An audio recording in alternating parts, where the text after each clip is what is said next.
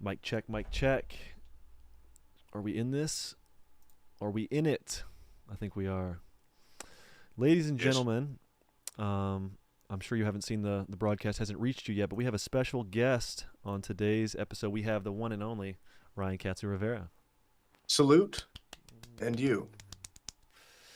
So I guess for those that aren't in the know, Ryan, we should probably give it a few minutes because Sure. wait till people get in here. So I guess before we give you your proper introduction, how's your day going?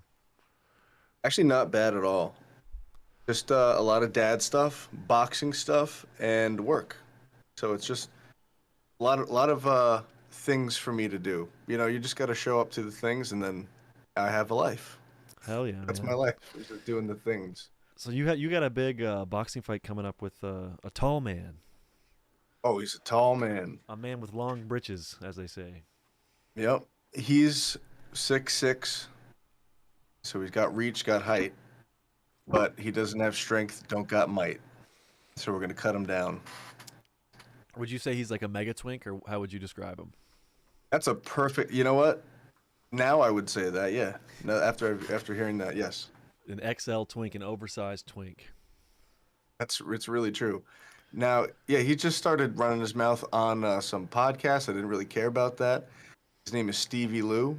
Um, there's no chance anybody here has heard of that name before, which is fine. It's usually fine. I'm not gonna judge his shortcomings in the business of show or whatever the hell this is, or streaming or being an internet guy. But he talked a mountain of shit, and it really came down to somebody saying you guys should box, and then him liking that tweet, and then me calling him out for it. So now we're gonna box. I'm surprised he has the gall to do it. I feel like most people that talk shit, they don't want to step up. That's true. I definitely give him respect for that, for putting his money where his tweets are. So I think I need to rearrange the my stream situation because I can't. Hold on, just give me a second here. How's everyone doing in chat? I can't look at chat and look at you at the same time with unless I change the. I'm a novice. I need to change the. Layout. Yeah. Fuck. All right. How are you guys doing out there? Is everything good? Is the sound good? Terry Hesticles in chat says Ryan is a legend. Hear that, Ryan? Thank you. No, I think you're a legend. Fucking. Are we allowed to curse? It's kind of too late, right? Yeah. No, we can definitely curse. We can Okay. definitely I'll try curse. to watch my mouth, but I have a cuss jar. A cuss jar? It's empty. You can say whatever No you carry. want. But yeah, I mean, I don't know. I think it. Yeah, I saw you on PKA Painkiller already first, and I was like, this is a wild man. And then I watched some of your videos, and it confirmed. Yeah, You just fearless. get into some crazy situations out there, man. Did you ever actually feel like you were gonna like die or get shot or killed? The scariest I've ever been is probably in Skid Row and in O Block, I think. The O Block one in Chicago? Yeah, when I was at O Block, the second day I filmed there, as we were going back to the car, someone like let out a bunch of shots that I could hear like pinging, and I was scared. But not surprisingly, not from the guys that you were with. Like those guys all seemed like they liked you, even with the gay rap. They still Yeah, liked you. yeah, they Yeah. love. Believe it or not, guys, dudes in the hood love homoerotic rapping.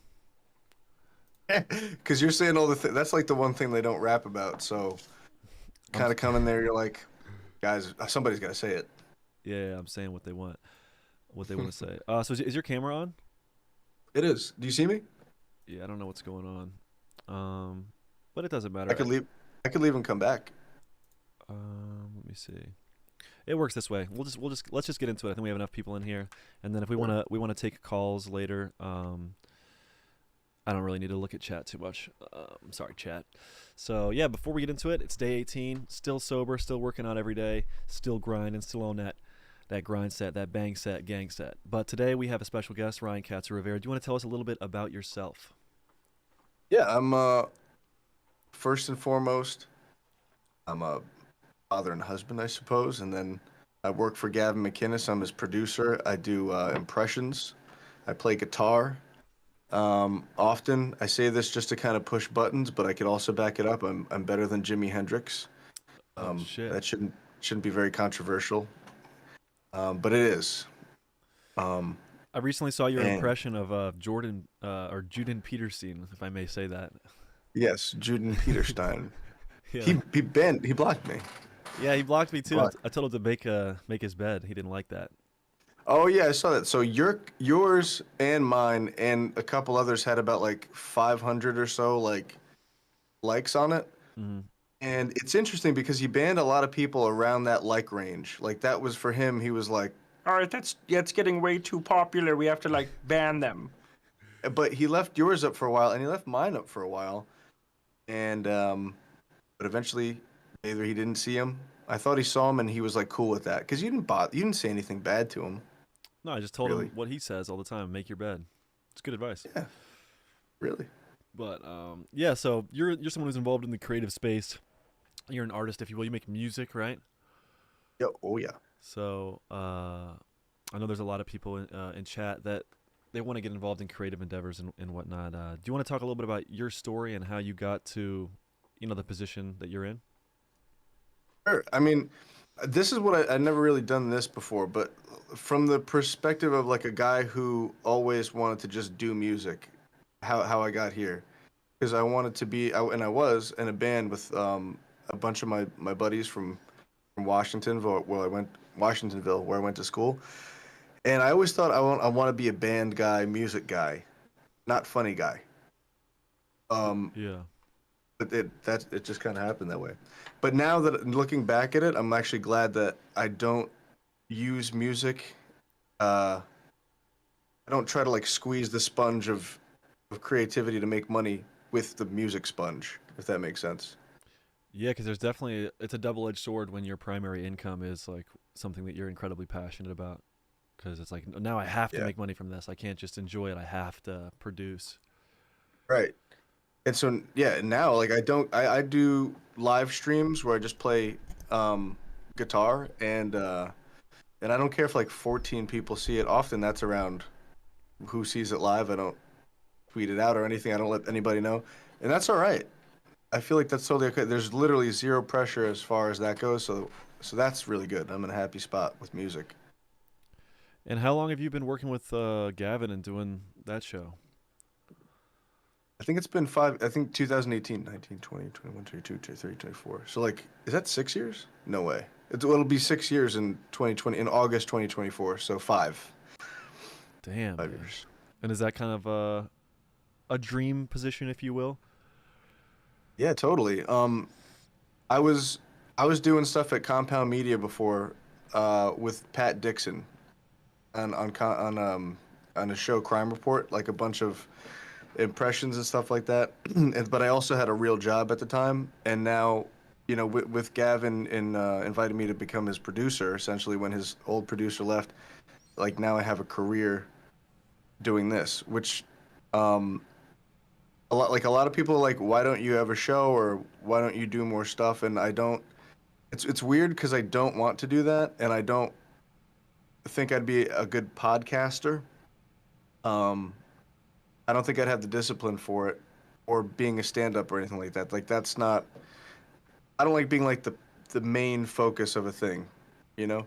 So this is a perfect job because I could just chime in whenever I want. But really, it's all just like switching cameras and whatever that is, and then switching there and Whoa. switching there.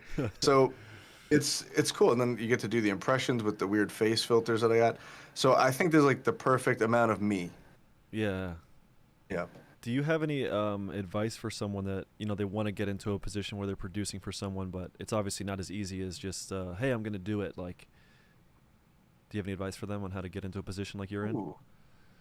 Well, specifically, what if like let's say hypothetically, if you like a show, you're a fan of a show, and you see what they're doing. It's like, okay, they bring up videos every now and then. And when they pop up a video, they have like a little picture in picture or something like that. Just kind of be aware of like, what are the demands of the shows that I like? And maybe learn how to do that through OBS, which is a free program. And and if you have like graphical skills, you can create graphics and stuff like that. Just, maybe here here's an idea. So let's say you do Photoshop or whatever. and there's some local show or some like small show, you ask them, hey, for like maybe $50 a month, I could tech your show and I could give you graphics, cut clips for you. And now you're kind of getting in the swing of doing stuff like that, and then maybe you get good at it, and then you just kind of ask around, you know? That's possible. Yeah, I feel like the more you can build your skills and the more value you can bring to the table, the more likely someone is willing to give you a shot. Hmm. Um, so I think that's good for sure. And something we talk about a lot on this stream has been mental health shit. Do you have any struggles with mental health, or have you in the past? I don't, but I remember the closest like to basically like depressed I ever was I think it was a totally like I brought it on myself type of depression where I was just sleeping. I would stay up until 4 in the morning or till the sun came up, like 5 or 6 in the morning, and then I would go to sleep, and then I would wake up in the afternoon, and then I was smoking weed all the time. I wouldn't drink alone, but I would drink any time that the opportunity came up. And that's kind of a pitfall of the musician lifestyle because when you're out late or you're playing at a bar or something and you're getting paid in drinks, it's like, and that's your way of like loosening up. Music and getting intoxicated go hand in hand. For me, not anymore. I'm like essentially 100% sober, except for when we've been doing a tour and we go meet bands after the show. And so I'll drink when I'm out of town, but normally I got no place for it. But back then it was like just chaotic. And then uh, the amount of, yeah, just oversleeping, smoking weed and drinking. And I think that was the closest I was to depression because you're like, well, I don't really imagine much of a future for myself here. So besides that, thankfully, thank God, not really. But Yeah. So I yeah, guess not giving enough attention to your sleep schedule and your alcohol consumption, I guess, were two things that kind of made you your lowest that you felt. yeah. Never like suicidal, but like you felt like not really alive. You're just kind of Yeah. like bleh, And then things just got better not the good. more you focused on developing the positive routine and positive habits. Yeah, like the older I got, the less I was inclined to do. And then I got a really good job. This is the job I got right before I started doing any of this. It was just like um, a kitchen job, but it was a sushi restaurant. It was just the Korean owner and then my Ecuadorian coworker, and then it was me there, the only guy who spoke English. So we were like a little family.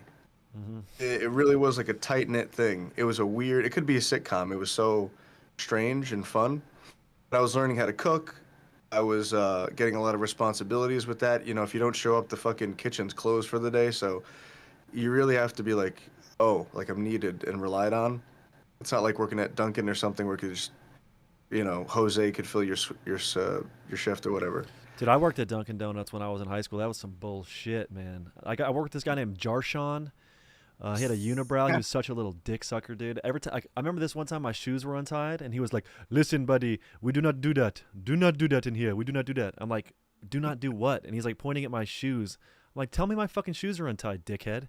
Like, Yeah. what? Everything I would do in there, those guys were such assholes. I got fired because I told them 3 weeks before prom that I had prom and I couldn't work on whatever day it was, and they told me to reschedule my appointment. And I was like, I can't. It's prom. You don't know what prom is? 3 weeks is a plenty of time. Yeah, yeah, yeah. And then That's they fired me and tried to not give me. You know how you work for like if it's like a 2 week pay schedule, you work for 4 weeks before you get your yeah. first check. They try not to give me that the last 2 weeks, and I had to like show up and get in my boss Sonny's face.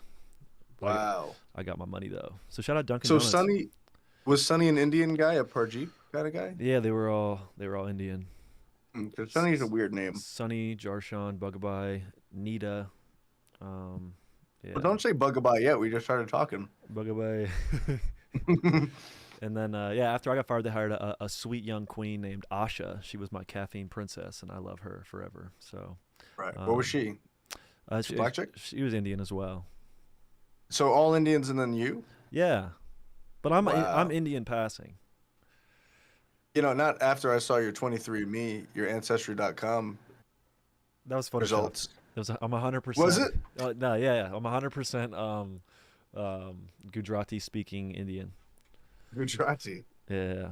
What was that last one that was on that Photoshop list? Balkan, Oh, like the Balkan Islands? I think, or what was it? Hold on. I can look at it. I can pull it I up. thought it was like a part of Africa. I'm like, because part of me thinks my conspiracy brain is like they want to throw 1% like black in there so you could, I don't know, empathize for George Basque. Floyd or something. Basque. Basque. Yeah, I got an ancestry DNA thing, so I don't know if my viewers know. We've been having some fun on Twitter, Oh yeah. tweeting and shit, or X, whatever you call it. X.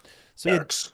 do you have back to that crazy good shit, boy? Do you have any Yeah. creative anxiety at all? Like sometimes feeling like Um, you have to be funny or you have to yeah. entertain or I do when like I'm not in control of the parameters that are important. You know what I mean? Like okay, here's an interesting one. So back on like in hot water, it was Gino Bisconti before he got punched and turned crazy, and Aaron Berg.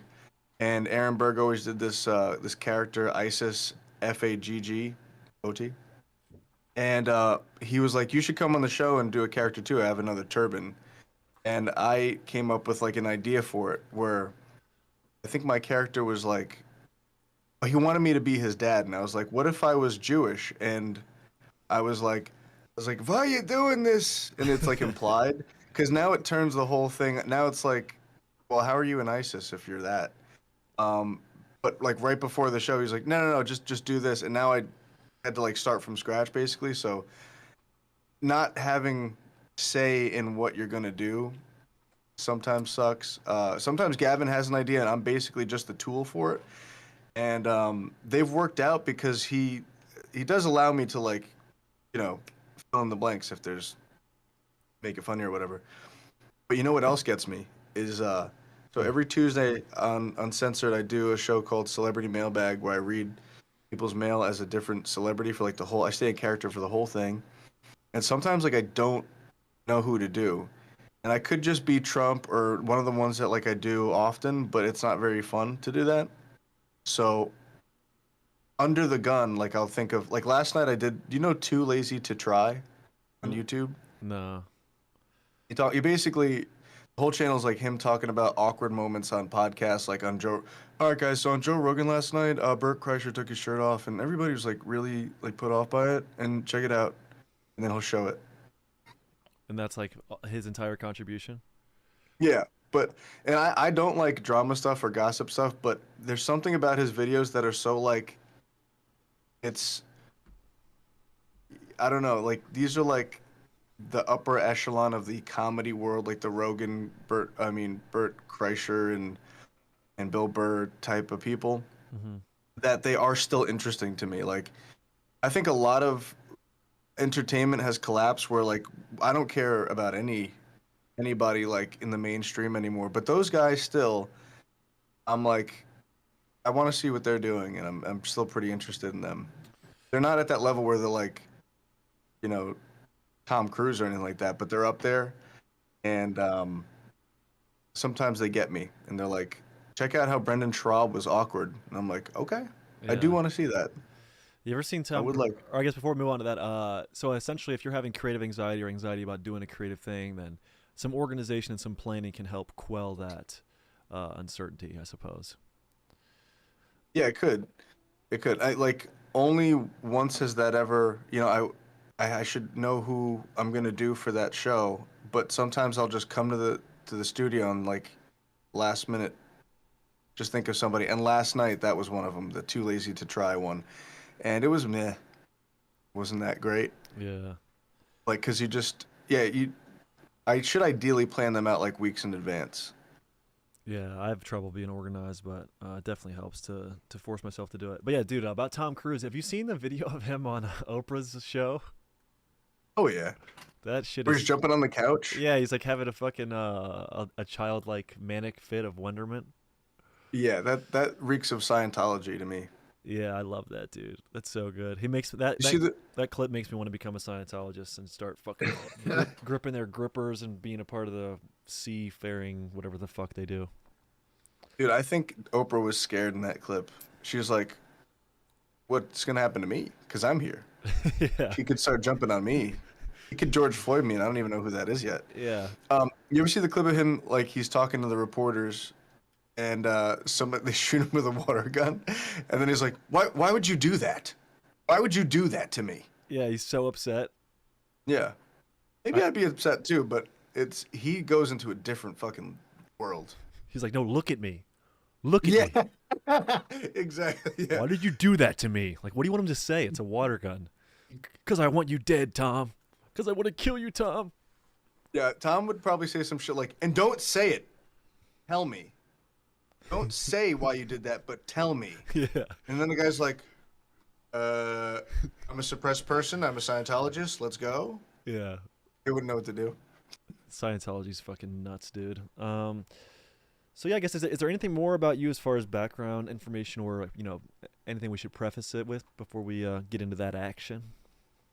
Well, this show, I like this format because talking to people, getting, advice from people, like I've never really, anytime I've ever asked like anything about me, it's usually like I worked here and then I started working here and now I work for Gavin, all that stuff. But the things that are important about me and unchanging that I don't really mention often is what's it called? So music's a big one.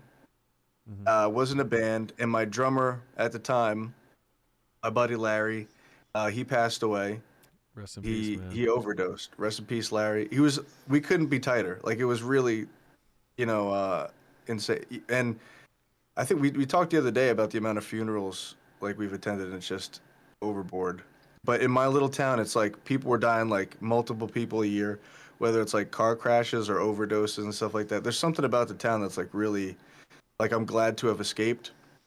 And so it's a blessing to have a job in general and stuff like that, but I also feel like it's a blessing because if I wasn't out of that town, I don't know, like now I have a wife and a daughter and another baby on the way, baby boy on the way, a career. I love what I'm doing, and just I'm really blessed by God. And I don't know if I would have honestly survived because I dabbled in drugs back then. What if I was like, you know what, tonight I'm gonna take a pill or something like that, and then and now it's like fentanyl, and now I'm dead. Hmm. Very, Yeah. it's like totally possible. I know people that have passed away as early as like last year that I knew real well. But Larry was a big one for me, and I carry him around every day, and I think about him all the time. So that's a major part of me that I normally don't say. But since people are going to open up to us, I'm assuming that I feel like people should know that too. Yeah. So, what are some things that have helped you cope with the loss of your friend? Because I know it can be really difficult to not just kind of stew over it and let it make you really miserable. Well, I think number one is believing in God, and and then aside from that, like all the pain and stuff like that is still there, but there's nothing you could do about it. Like I'm the kind of guy that if there's nothing you could do about it, then you need to assess it, and it's that friendship has now on Earth ended. And so I just look back at it, and every time I look back and I look at and I think about times that we've had together, it's just nothing but like I'll just smile instead of cry. Like I just smile because it's just like so many laughs all the time, and we like basically grew up with each other since like seventh grade until he passed away in like 2017. I want to say I'm not a I should know that I guess from the outside. That seems like an important date, but dates don't really matter to me that much. But Yeah. so that from that whole span, I just look back at the memories and they're great. And so that actually, him is really the best uh, coping mechanism. Is thinking about him actually helps me cope with the fact that I can't call him anymore. And it's like the humor too. Like me and him had like when you have humor, like a certain way of joking around and making each other laugh. Like that's just like gone. And it was so specific to him and I Yeah. that it's just like a chunk of you is like dead too. Not to be selfish about it, but you just got to look forward and then believe that he's in a better place and he was struggling here, and then that's basically it. But God, I would say a belief in God and then honoring their memory really helps. Yeah. And were you raised with a belief in religion and God, or is that something you found on your own? I was, and yeah. So I was baptized Catholic, but for some reason my family just kind of went non-denominational. So we stopped really going to church and attending church regularly. Pretty early on in my life, I remember that happening. But no matter what, I always felt like if I was doing something bad or sketchy, like I wasn't gonna get away with it. Like I always knew God was watching, and that's not the right thing to do. And so yeah, definitely always had that. And as far as your daily routine and your habits, exercise, is that a big part of your life? It is.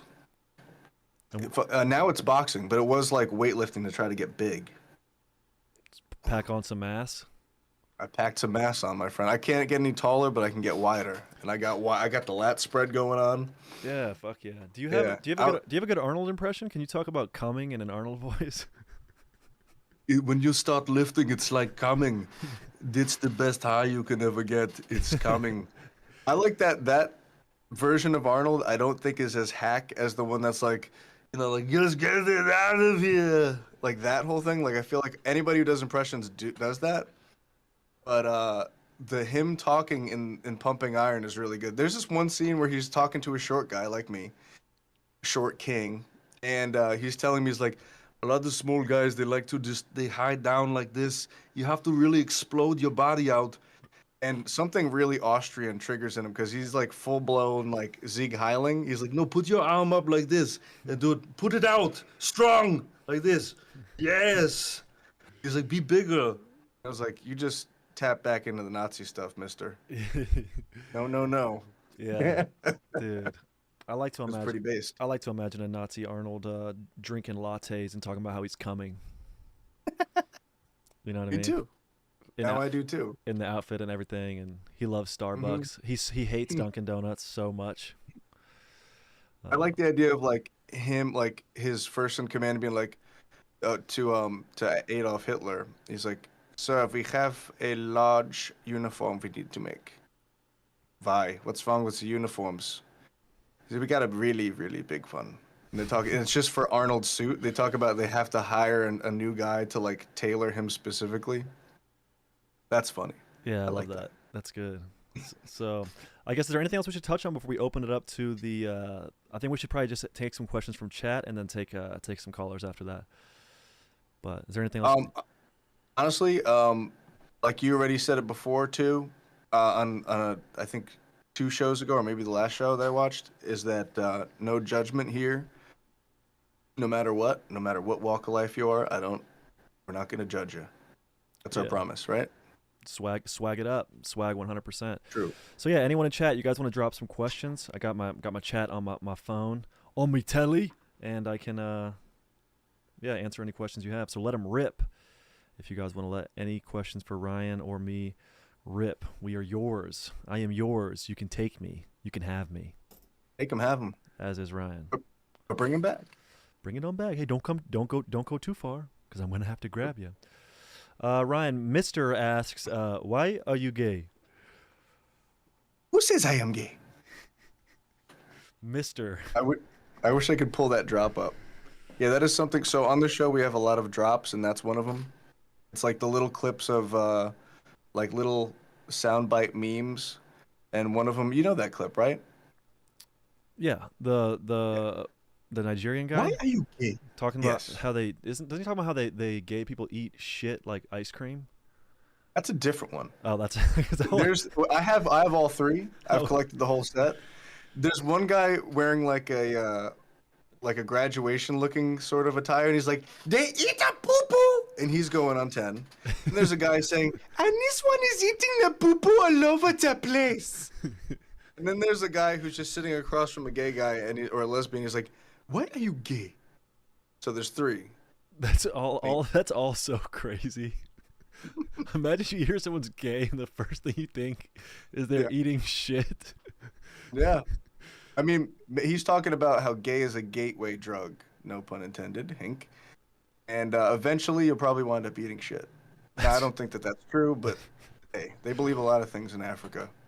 Yeah, they that's crazy. Let's see. We have Uh, Ryan doing Arnold. We already did that. Petey said, Brandon, what do I got to do for a job? As far as a job with me, I don't know. Just get really good at editing and then send me your editing reel, I suppose. Specifically, like comedic narrative editing. Um, let's see. Can you do a Pee Wee Herman impression? Can't, but Gavin can. There's Pee Wee right there. Rest in peace. I think that it was a conspiracy that he masturbated in that movie theater. I think that wasn't true. What do you think? Well, going back to Scientology, I think that there are like carefully crafted smear campaigns. I don't know if at that time he was peak Pee Wee Herman fame. I think he was kind of coming off of it, so he wasn't like a treasured figure that they could like destroy and smear. So I don't know what the motive would be, but I know that he is that really that wrong? I mean, it's definitely gross. Like I think it's wrong. But should the guy have really been, persecuted that hard for that? It wasn't like it wasn't sensitive material. It was just you go to an adult thing and you had some shenanigans. Isn't Wasn't that everyone bad? beaten off in those places, or are they just hard dicking it? I think it would be weird if you weren't. You know, Like, like you're just if you're so desensitized to porn that you could just sit there and just eat popcorn and be like, oh, that's weirder. that's quite a good dick there, huh? What do you say? Yeah. What do you think? I saw the first one. Wasn't as good. His dick's not as hard as it used to be. I'll say that. I saw the coming attractions for this one. Cumming. Yeah, that's great. I can't imagine.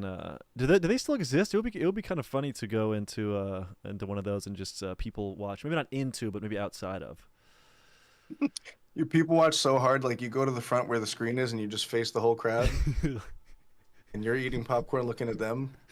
Yeah, that's the Then real you feel shit. special that all those people are beating off to you. You're like, guys, Yeah, not that hot. you start posing. Up You're there. like, who, me? Ooh. Start doing that. Schmelly said, Brandon, you ever boofed? No, I would prefer to take drugs in my mouth and my nose rather than my anus, personally. True. What about you, Ryan? Do you, Never boofed. yeah. Never. Wait, I want to make sure I no, definitely different. But I do have this tobacco that you sniff. You ever try this? Um, no. Well, I think my dad told me he got in trouble once for sniffing that in the end of middle school. In a porn theater? Yeah, he was beating his dick, but they had outlawed the snuff, so they got him. They arrested him. T4K said, "Should I quit college, computer science, and just get a job?" I actually think a career in computer science is a pretty solid career personally, but I guess that really is about if you enjoy it or not, T4K, and if you can imagine suffering through the curriculum shit to get that job. What do you think? Should someone quit their computer science college stuff to just get a job? I think that like labor jobs, physical jobs, jobs that you're not sedentary, and I know for me that doesn't make sense because I have like a sit down type of job, but some part of me says that if you work like a physical labor union job, out and about sort of thing, that's good. Now I'm not speaking from any experience other than like working like in a greenhouse and working like physical random construction things with like friends or like from my friends' parents or stuff.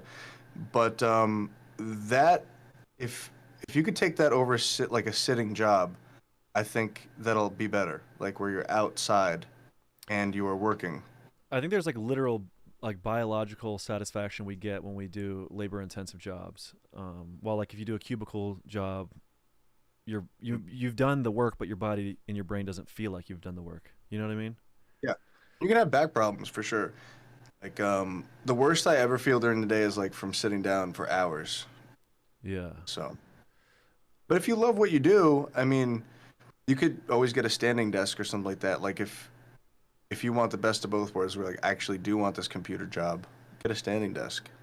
Yeah, and if you're really having a hard time in the computer in the computer science college shit, think about going to an adult theater and beating the pain out of your dick. That's always an option. Andy the Human, my good friend of the channel. Andy, I would love if you called in, man. If you want to call in, it'd be great. But Andy the Human said, "Can you get over the fear of failure?" Or let's rephrase that. How do you get over the fear of failure, Ryan? Um, you know what? think about it like this. It requires a level of empathy where you could really picture you being somebody else. Now, your most embarrassing moment, imagine somebody else does that. In your mind, are you like frothing at the mouth and being like, what a fucking disgusting idiot? Or are you just like, oh man, that must be embarrassing. I kind of feel bad for that guy, but like, that's fine. Or when somebody like farts around you and they're embarrassed about it, are you like, fucking loser? Like, no, you're just like, hey, it happens. You know what taught me that? Ayahuasca. I did ayahuasca with people, and one of the things that you do is you puke and you diarrhea shit after you take ayahuasca about 30 or 40 minutes afterwards, and everybody's sitting around a fire, and they're like, if you have to puke, just puke. There's a bucket in front of you. But the first time I didn't allow myself to puke because you still feel society, not even society, you just feel like around people, it's weird to just start barfing. But once you get past that, and then everybody's got biological processes, then it's like not a big deal. Yeah. I don't have any puke anxiety, man. I've been puking my whole life. I think I have a gastrointestinal issue. I'll I probably saw it. You were working out with Sam Hyde, and you had to puke. I probably puked like 20 times and like in 20 different videos on my channel. Nice. It's pretty On fucked the O up. block. Yeah, I should have puked up an O block. I should. That would be a Oh good yeah, video. Taking Ipecac at O block. That would be good. that'd be so sick. But yeah, Andy, my advice, it's pretty much the same thing as Ryan. Is like, if you have such a fear of failure, like what exactly are you scared of? Because if you're scared of people's judgment, like think about, like he said, how you would view someone else if they failed. You're not going to destroy them and think they're pieces of shit. And also, not trying is failure in itself. It's really worse than failing. So if you want to do something and you don't do it, in my mind, that's way worse than failing. Because at least when you fail, you take a step in the right direction. Like you don't ever do anything in life and just start winning off the bat. You know, like I got my ass kicked in wrestling. I felt like I got my ass kicked in YouTube. You got to take the losses to eventually build up the skills and the vigor to win.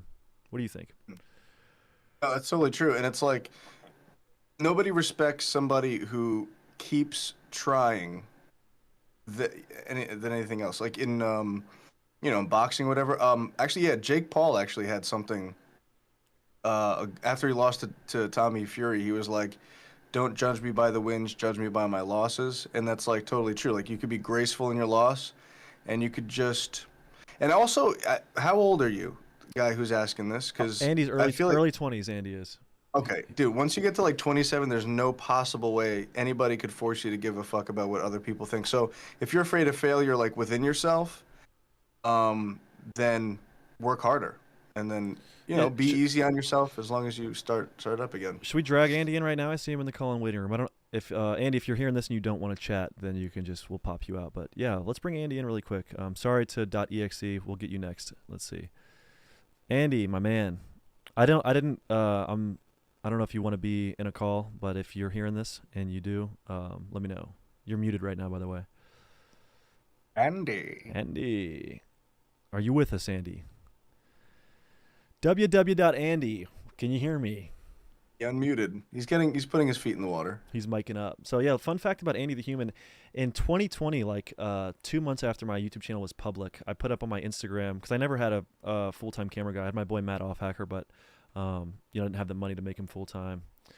And Andy drove like 3 hours to New Jersey on like a 2-hour notice, or like 3-hour notice, and got there and filmed for me for free, and then slept in his car. Wow. Yeah. Andy is the human. I'm gonna bring him back in. That's super kind. Does your mic work, Andy? That's the. I don't know. It might be a no-go. That's the kind of shit you should be doing, Gavin. Gavin, my boss. Great advice. Just like say yes to everything. Obviously, not drugs or whatever. Don't be retarded about it. But like say yes to every opportunity, and that's kind of basically what got me here. Is you just go, and if there's an opportunity, you keep hammering it away and seeing what comes out of it. If it seems worthwhile. Yeah, I definitely did a lot of reckless things in pursuit of the YouTube stuff.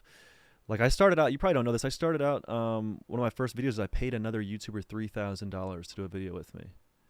No way. Yeah, and it did Who not. was it? Daniel Mullen, and it did not go as I planned. But it's Oh, all I know. all part of the process for sure. But I've yeah, heard it. It not only didn't. Yeah, it's interesting. Is that out there? yeah, no, I got there's a bunch of stuff about that online, but Right, right, right. yeah, it's soured. It's soured. Sure, sure.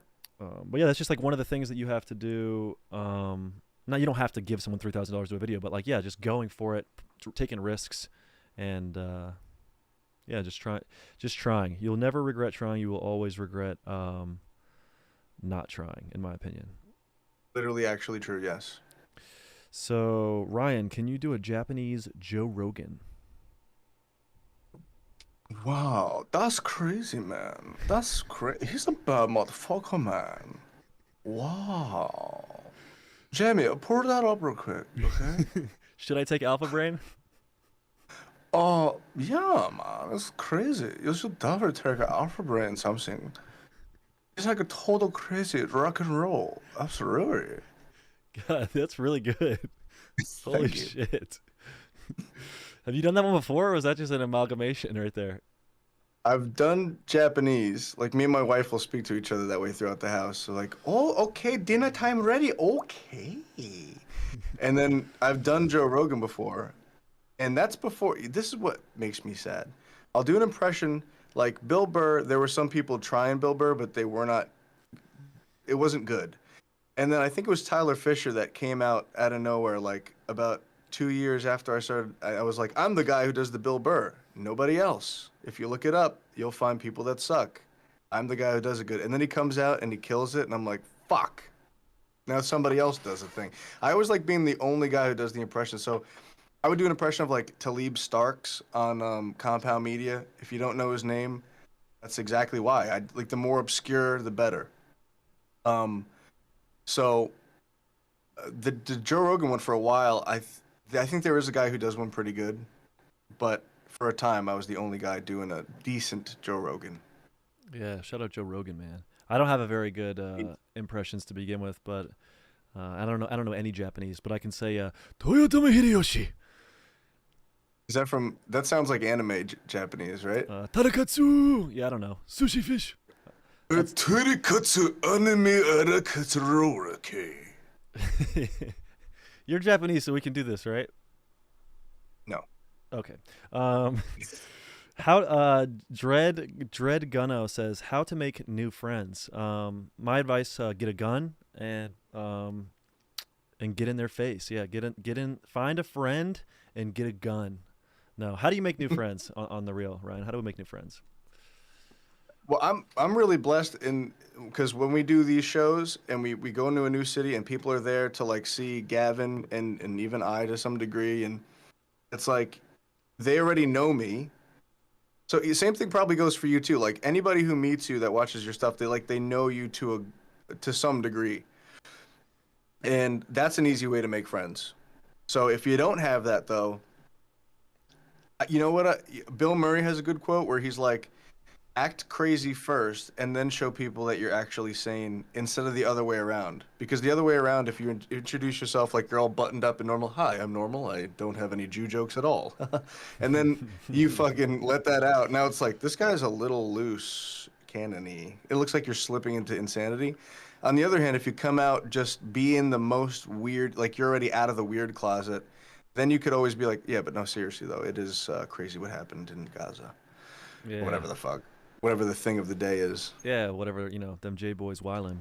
I'll say that. Yeah, or maybe I won't. Maybe I'm sorry for saying that. I don't know. I don't know. Who Yeah, knows? however they react. But free my homies in P Town.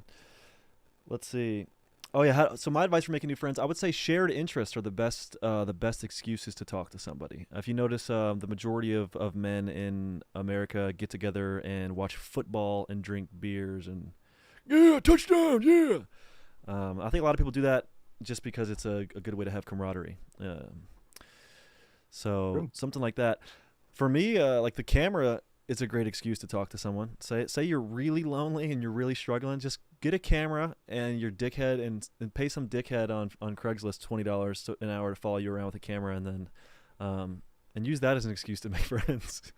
I'm kind of Yeah. joking, but seriously, I mean, finding a shared interest, whether it be martial arts or a sport or being a fan of something, or yeah, it's hard to make friends if you are.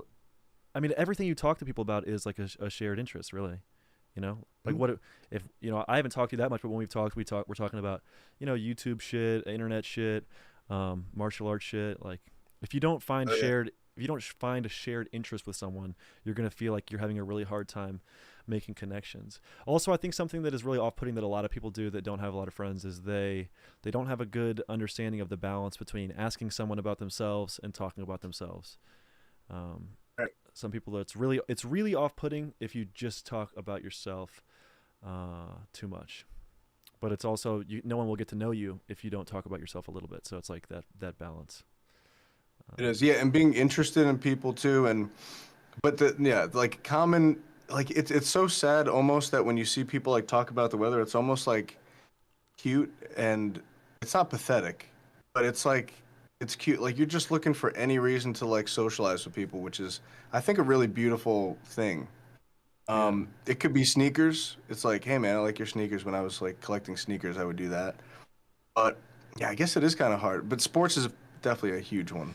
like if I Are did you into sports like football? no, I hate all sports except martial arts. Which if you like sports, teach their own. But I know Sam Hyde said a thing about if you're into football. I don't mean this is a joke, obviously, but if you're into football, you should just skip the small talk and go to watching hardcore gay porn, um, which is funny. And he's like, oh, Ray Lewis is such a beast. He's such a beast. Imagine his arms around your neck, choking you. He's such a Hulkamaniac beast. No, I think it's cool. Though. I think just being a fan of stuff is cool. So if you like sports, I think that's good. You know what I mean? I'm not one for sports, but I will watch the Super Bowl because I like the high stakes of it, right? You Mm-hmm. ever watch like those are cool. Yeah, Come on. big events, cultural events Big like that. events. Yeah, Like when there's a lot on the line, I think is very cool. But yeah, you know what? This is corny, but church. Honestly, because if you know that you have like that's kind of like the way you view reality. So if you're in a place that you know people are they at least agree with you on that, you'd be surprised how much like political stuff just falls in place because you have virtues that you share. So church could be a good one. I don't know, go bowling. And then and don't be nervous. You shouldn't be nervous to meet people, you know? Like you shouldn't be thinking of it's not like talking to a chick where there should be an icebreaker. I think kind of just throw words at fellow guys yeah. and then fuck it. I think What are they gonna do? with Beat me up? yeah, fucking give you a wedgie and spit on you, please. No, but Yeah. I think that Please. the more you can quell your anxiety internally, I know it's difficult, but the less off-putting you're going to be. People who are really nervous tend to be a bit off-putting, and it's like a self-fulfilling thing.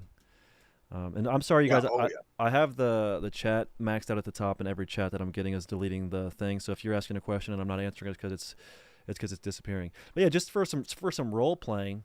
If I wanted to be friends with Ryan and I didn't know him and I saw him, I would be like, "Oh, yo, I love your shirt. Rusty Cage, he's a great YouTuber." Like Right? yeah, yeah. Rusty's super tight. I mean, I like his music sort of stuff, but he does a little bit of everything. What do you like about him? Dude, his new Guillotine series is incredible. Like the way he scores his videos and everything. I really admire that guy. And then boom, now we're in a conversation, and then it Yep. can lead anywhere. We could say, "Oh, I saw Donovan Crip Daddy was wearing that shirt, man. It's a shame what happened to him." And Yeah. the more if you find one shared interest, it's like starts to branch off into all these different avenues. So, Yeah. but R.P. Donovan as well too. yeah, man, We that guy rocks. instant like you could just love that guy so quickly because he's just when he's not doing a video being funny or something. I think he was so like okay with being himself and just like letting you know that like hey you're not you don't gotta feel bad for me and like that. He always was just this is what I remember about him the most is that he was just always so positive and complimentary over people, and he loved his life as hard as it was. Loved his life. Beautiful person. Yeah, I know his girlfriend Erin. We were talking after he passed, and she was like, "It's insane to think about that. A guy that was confined to a wheelchair and could barely use his hands. Like I'm gonna miss him being my comfort and my shoulder to cry on.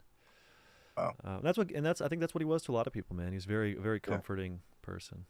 Rest in peace to him, man. Uh, Absolutely. Fred with the 199 said Donald Trump impression. Well, really, we're here on Brandon Buckingham. They call him Brandon, right? Let's go, Brandon. But really, great guy. Doing a lot of crazy videos, darting all over the world, putting himself in situations that are very dangerous, but he's doing it because they're entertaining, right? They're entertaining, and I think he's grown a lot from doing these. They're quite fantastic. And really, the world should know his name, okay? He's out there risking his health for you, okay? Really, for everybody. Could you do Great guy. a Donald Trump that's like really overbearingly trying to suck someone's dick? Really, I've looked at it. The curvature of it is fantastic. The bulbous head, really, it's bulging. It's bulging in a way that really I think I could see the heartbeat moving it. Okay, you ever have one of those where you're standing there and then you can see the heartbeat? Well, really, I'd like to check the pulse with my mouth. Okay, we're gonna check the mouth pulse. That's what we call it. Oh, that's I'm fun. gonna come. Yeah, gay Trump rules. You're like AI. Plug a To some degree. plug a prompt in. It's the Japanese side of me. Let's see questions. And I'm sorry, you guys. I know I've missed a ton here. Let's see. There's a lot more comments than questions here. We're talking about Kratom in the chat. What happened to Kegel? Kegel Weagle the Eagle is working at a boot selling shop on South Congress in Austin, Texas. He was doing YouTube for a long time, and it's hard to make money on YouTube, and he was feeling very burnt out from, dedicating all his time and energy to something that after 2 years was only losing him money. So yeah, he's just trying to not be broke and trying to get into a good routine. So shout out Kegel Weagle. That's one of my YouTube buddies that we used to be on the channel. Used to be on the channel a bunch. Maybe I'd recognize him if I saw him, but that's kind of a thing that I think is interesting too. It's like people that are on YouTube are really great to talk to because I don't know. It's when you're making a video, there's not a lot of feedback. You're just putting it out in the world. Maybe you could read some comments, but the people that I know that have done YouTube, like Rusty, you, others, they're like they really enjoy like having conversations with people, like more so than your average person even. It may be because it is that, like, putting a video out there, you don't really get to hear feedback verbally, but they've been some great people to talk to. Oh, yeah. No, definitely. Massive shout out to Rusty and Emp Lemon. Oh, yeah, Emp Lemon. The gang, dude. The gang. Someone asked, how do you deal with argumentative people, or how do you deal with people that you feel are, maybe not being as nice to you as you'd like? Well, I deal with that with my job. Like Gavin, there's literally compilations of Gavin yelling at me for trivial things that shouldn't matter. And he's got a short fuse. There's going to be people around you with like a short fuse, and they might not like you. I don't know if that's the case there, but I think exhibiting patience and forgiveness in like a rapid cycle is pretty good, because otherwise it's going to affect you. Like, just think about, is this person, like, they're making me feel bad, but are they worth giving them the power of letting that continue to happen? So you would say no, and then you would compartmentalize their behavior, and then pity the bully is a good saying, because hurt people hurt people. What do you think? Yeah, no, it's definitely a situation where your reaction to how they're treating you is really is the big thing. Like, if you can't get away from them, it's like things are only 10% what someone does to you and 90% how you react to it. So you could play it up more and make it into a big thing, or you could just try to disarm their anger and try to just roll with the punches a bit. But I think at a certain point, if you can get away from someone who's being really mean to you, that's good. But I know sometimes there's gonna be people that are difficult to work with, but it's worth it. You know what I mean? And it's all worth it. So sometimes you gotta take the bad with the bad and the good with the good. But I don't know. I might not be the best with that. I think if someone's really being shitty towards me, I typically try to reciprocate that tenfold, which might not be the best. Nice. No, that happens too. If you take a stand for yourself and it's all bottled up, like that has absolutely happened. Like I have a hole in my wall over there because one day I thought I was just really being fucking shat on for doing something that was completely out of my control, and we were really on the same team with the issue. There was the issue, and me and him wanted to both figure it out, but for some reason it was all coming out at me, and so I was like, "Fuck this!" I fucking slammed the wall. That's not desired, but Sam actually had a conversation with Gavin because there was like a bad email exchange or something, and there was just the communication was not making Sam happy, and he was like, "All right, well, like I need to just address this with you, and I'm gonna aim it. I'm just gonna like be like face to face with you and tell you that I don't like that." And I'm the kind of guy I remember him saying that if there's static, or in the iDubbbz documentary, that if there's static there, that he wants to just eliminate it, and that's something I hadn't really practiced before. I would just kind of digest it and be like, okay, and that would actually create a lot of distance. And so if you, it'll feel weird to just be like, I gotta call you out. Like you make me feel like shit a lot. Like I don't know if you're doing that on purpose. Do you not like me? If you do that, it's like it sucks the air out of the room. It's gonna feel like we're here with the truth now. This is weird. But I'd say make it weird. It's worth it because if it makes your life easier and you could get some shit out of the way, maybe that's maybe you guys could become friends over there. He's like, dude, I had no idea that you were gonna call me out on that. Thank you, Yeah. or something like that. Yeah, like communication is really good, and I know I have certain people in my family that are very very hostile, and sometimes I'll just ask them like, why are you talking to me this way? Like, do you think it's good for you to be talking to me how you're talking to me? And they'll be like, what? What am I doing? And I'm like, just listen to you, dude. Like it's unreal. And then yeah, sometimes you just have to leave the situation, or sometimes you'll just bringing it up will make them realize like, oh wow, I am like being a dickhead right now. So yeah, I don't know, but I guess it's just that's a case by case situation right there for sure. The Uh, opposite side of it, if you ever seen the movie Glengarry Glen Ross, mm-mm. man, it's an all-star cast. Got Pacino, Kevin Spacey, R.I.P. J.K.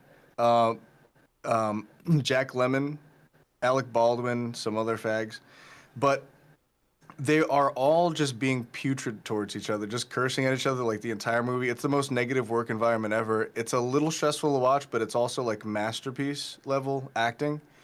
And I kind of, I would like it either a completely peaceful work environment or literally that, where you can curse at your boss and he can curse at you and everybody's just cursing at each other.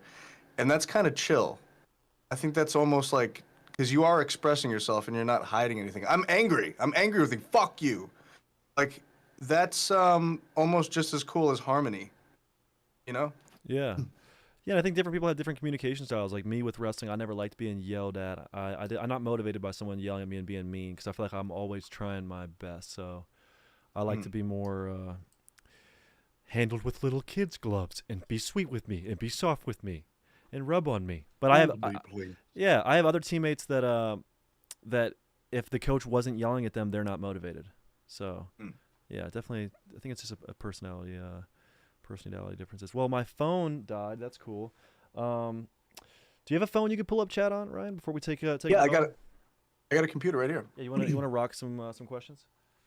Absolutely. So these are just from the chat proper. Yeah, just from the chat. The chat. Fucking thing sucks.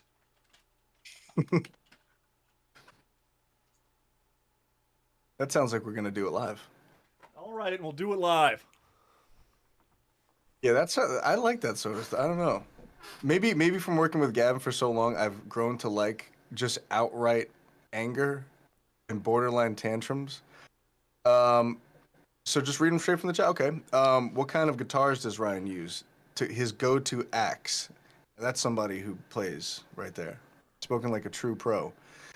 I've got a Gibson SG Special Faded, a fucking Gretsch Hollow Body, a fucking EVH Fender, whatever, Wolfgang, and then Fender Telecaster, and then acoustic Martin. And somebody just sent me a. We're friends now, but we met at the after the show, and he sent me a guitar that I was actually looking at, and it's a Ibanez 2209 HR. It's not the best. I don't know if that's the best advice show question. No, that's good. Um, Swag. what do you do in Massachusetts, bruh? You do stuff in Massachusetts? That's that's to me, or is that to you? That's to you for sure. That's definitely not to me. I don't really get up to much in Mass. Let's not. All right, Ryan. This is why Hmm. I brought you on to talk about this, man. What are you doing in Massachusetts? Seriously, because I mean, I'm hearing a lot of stuff. No, no, no, no, no. It's not funny. It's not funny. I know, I know, I know. People are I get worried nervous. about you, dude, and I'm hearing a lot of stuff through the grapevine of Ryan's in Massachusetts. He keeps going to Massachusetts. What's going on, big guy? I don't. This is one of the things I didn't want to talk about. Let's move past it. Let's move past it. We can talk. We can No, talk. if you want to know, let's. All right. What do I do? There's this theater there that I've been going to masturbate for the past couple of years. I just get my And dick out and I gotta just whap whap whap. yeah, That's and cool. I go Pee Wee Herman while I do it. Yeah, gripping on R.I.P. my little Pee Wee Herman. So I think they're probably asking me what I do in Maryland because I'm from Maryland. That's probably what the question is. Yeah, I like to go hiking a lot and hang out with my girlfriend and my dogs and my family. I don't know. Nice. I used to think Massachusetts was like where Ohio was. Like I used to think that you have to go like northwest Yeah, to get to it. That's retarded, clearly. they're close. I mean, they're come on, they're close enough. Oh, somebody says, oh, that's a comment about Lynn or Dorchester are the cream of the crop destinations to visit. Now I think they're trolling me because somebody else says what guitar to use, and then somebody says Fender Strat Bros. Where you at? Yeah. I hope they're trolling about the guitar thing, which is funny. Let me see. What else do we got here? What do you got? Brandon, you kill it at IRL streaming. Do you do IRL streaming?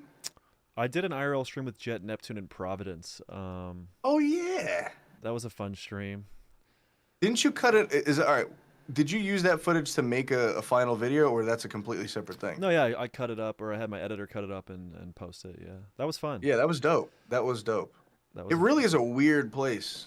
Way weirder than I would expect. Kennedy Plaza, Providence. Yeah, Dude, people popping off, drinking, doing drugs, having fun, I being lit- Mexican. I literally like where we lived in Kennedy Plaza was they like just like they bust homeless people there. So you'd walk out the door, immediately smells like piss and shit. And I'm very empathetic towards the homeless people, but these were some of the most hyper aggressive and violent homeless people where they'd be like, some people that are like, hey, I'm struggling. Can I have $1? They'd be like, let me get $1. Hey, white boy, get $1. You think you're better than me? And it's like every time I'm like, dude, what the fuck is going on? There was this black guy named Jason that every day bullied me. And it's like, am I going to have to beat the fuck out of a homeless guy? Yeah, I'd be more grossed out than scared. I know that they got nothing to lose and they'll fucking bite your tits off. But like really, like even punching one like with my knuckles, I'd be like, ew. And I know that's not nice, Yeah. but Oh, yeah. I would be grossed out. Well, there's different types of people, and there's a lot of homeless people that are just down on their luck. There's also homeless people that are raging drug addicts that are violent and thieves, and that's a small minority, okay? But I think a lot of them are in Kennedy Plaza, Rhode Island. Yeah. If you're one of those, that's where you go. Yeah, you fit in well there. I found a better way to see the chat here. Let me see.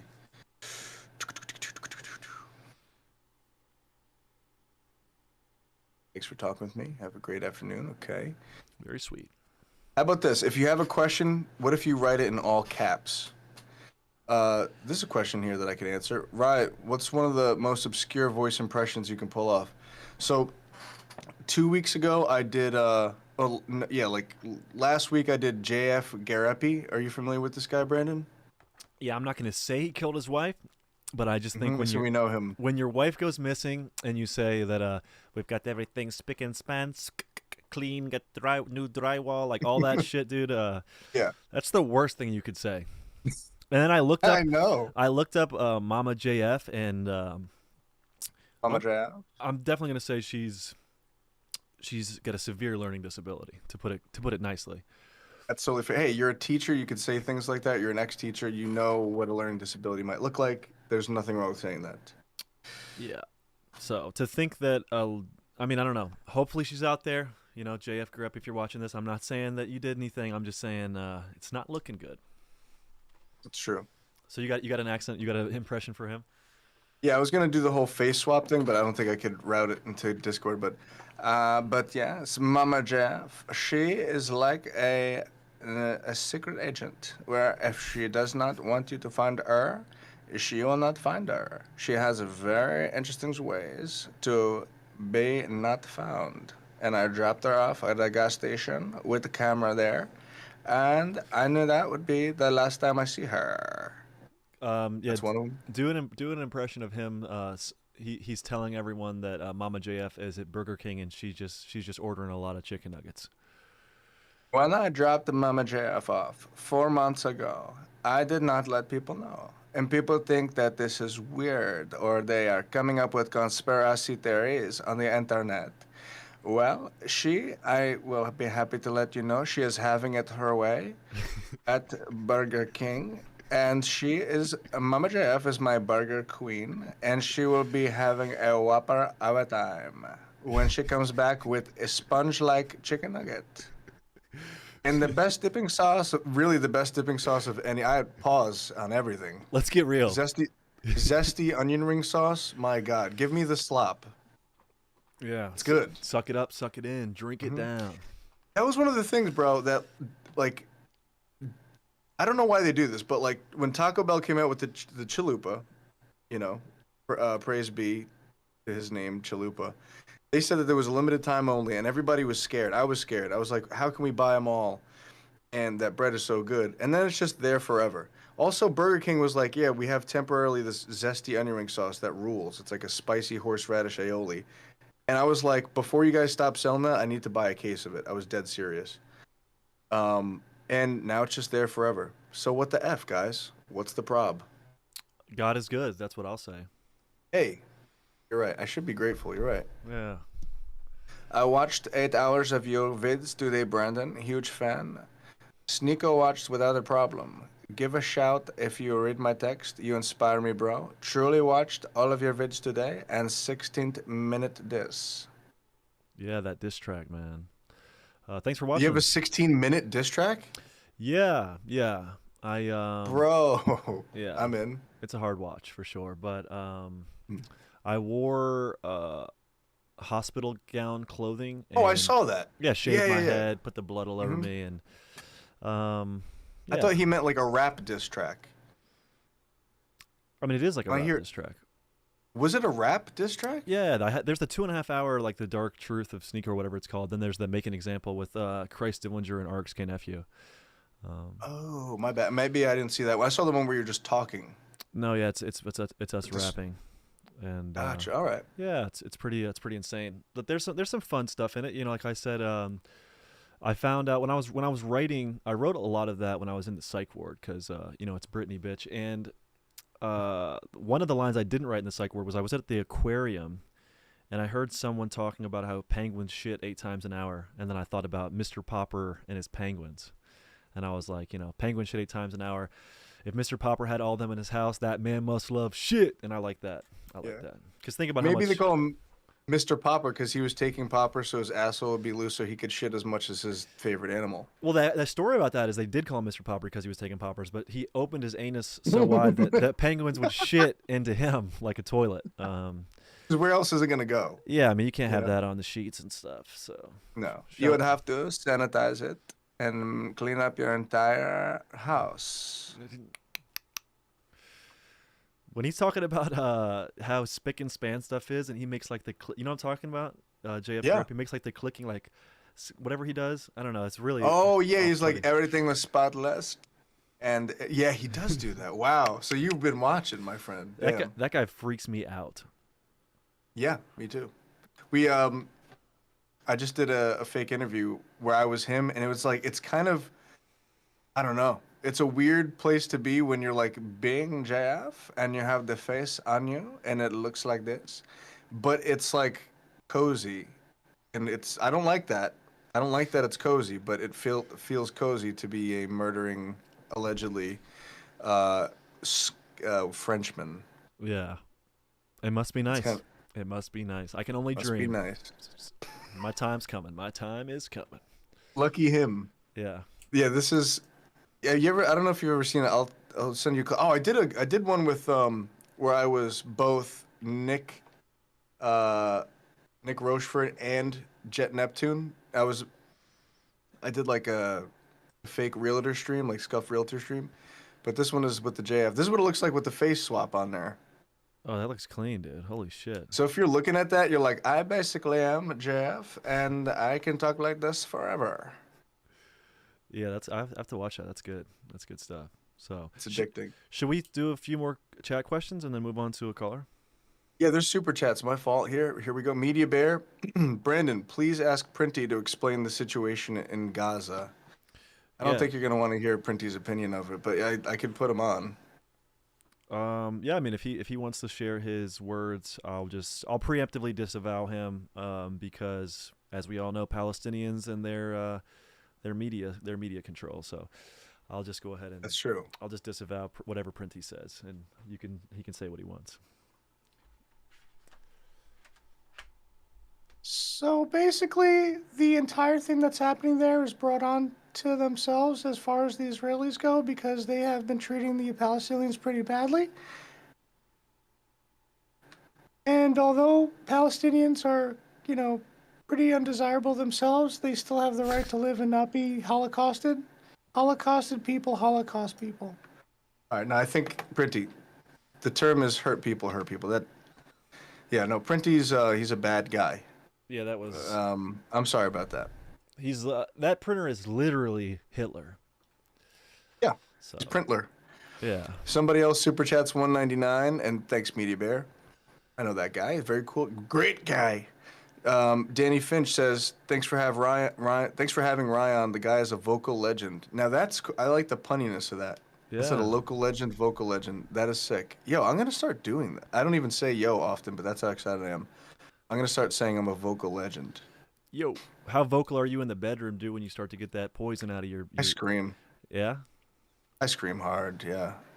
Girls like that. If you guys haven't tried that out, you're having trouble with women, or you're having trouble making your girl orgasm, try when you are in missionary, try screaming in her face or her mouth or up her nose. In her fat face. You were about to say her fat face. No. But yeah, Whatever type of face. girls love that. Girls love that. Somebody said, what's it called? They just asked a really good question. Oh, do it fart. Do you fart? Like, do you hide farts from your chick? I'm a kind of guy that thinks that farting in front of your chick, as Gavin puts it, a blowjob loses its wings. But even beyond that, I don't know. I think it's, I respect women too much to fart in front of them. But if they want to go camping, they can disappear. Yeah. But do you fart in front of your chicks? Yeah, I try not to. I try not to let it rip too much. But if it happens, it happens. But no, I'm not the kind of guy that's gonna be like, check this out, babe. Yeah, I know guys like that, and honestly, just like Glenn Ross, I personally don't think I wouldn't be comfortable in an environment where we're yelling at each other. I also know fart guys that it seems so freeing where they just like, blah, blah, blah, blah, brrm, and they think it's funny, and it is. But they just are every fart that comes to them, they never hold it back. There's something really freeing and confident about that I kind of am envious about. Yeah.